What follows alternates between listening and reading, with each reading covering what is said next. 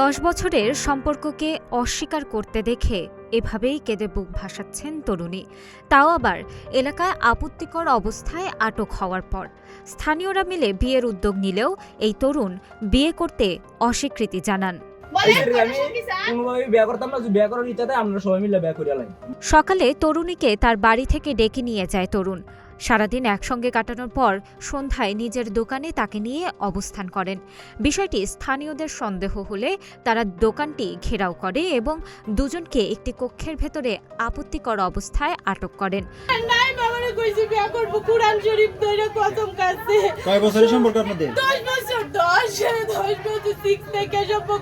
খবর পেয়ে দুই পরিবারের সদস্য ও স্থানীয় লোকজন ঘটনাস্থলে জড়ো হলে উত্তেজনাপূর্ণ পরিস্থিতির সৃষ্টি হয়।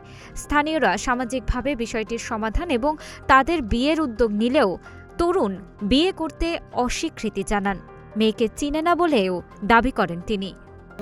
আমরা সবাই মিলে বিয়ে করি আলাই এসিরে আমি বিয়ে করতাম না। তুমি তার মানে মেরে না আমি এসিরে না মেয়ে তোমারে জড়ায় ধরছে কেন লাগে এখন তুমি বিয়ে না করলে লাগে আমার আপনি ধরে আমি না হবে তার কাছে কেন আসছি আমি এসিরে ধরে আছি। আচ্ছা তোমার কাছে কি প্রমাণ আছে বলো তো?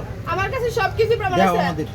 পরিবারের দাবি, সম্পর্কের কারণে তরুণীদের বাড়িতে যাতায়াত করতেন, এমনকি রাত যাপন ও খাওয়া দাওয়াও করতেন। এমনকি ছেলের মাও সম্পর্কের কথা জানতেন।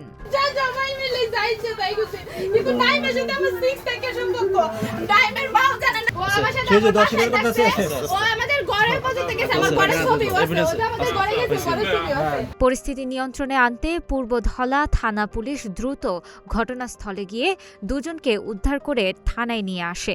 থানায় নেওয়ার পর তরুণী জানান, দীর্ঘদিন প্রেমের সম্পর্ক ও বিয়ের আশ্বাসে তার সঙ্গে শারীরিক সম্পর্ক গড়ে তুলেছেন।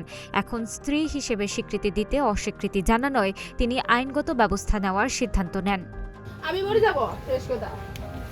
আমি এখন এটা হাসিছি তাই বলো আমার বাড়িতে লাগবে শেষ হয় না এমনি মরো। এদিকে তাকাও। না আমি এটা লাগাবো না। আচ্ছা তোমার কি বক্তব্য? মেয়ে তো তোমার সারা বাঁচবো না, তুমি কি করবা? মরে যাব পরে মরে যাক। হ্যাঁ তোমার লগে বুকে লাগি মরব না, আমি কি করব? তোমার লগে 10 বছর ধরে সম্পর্ক। মিছা কথা এডি সব।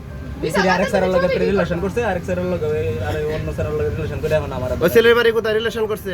ওই ছেলের বাড়ি কই আমি কি কই অন্য স্যারের সাথে রিলেশন করে। এই ঘটনায় অভিযোগের ভিত্তিতে তরুণের বিরুদ্ধে পূর্বধলা থানায় অপহরণ ও ধর্ষণের মামলা দায়ের করেন। পূর্বধলা থানার ভারপ্রাপ্ত কর্মকর্তা মোহাম্মদ দিদারুল ইসলাম বলেন, অভিযোগের ভিত্তিতে মামলা রুজু করে আসামিকে আদালতে পাঠানো হয়েছে। বিষয়টি তদন্ত করে পরবর্তী আইনগত ব্যবস্থা নেওয়া হবে। তানাজা আফরিন, গ্রিন টিভি ডিজিটাল।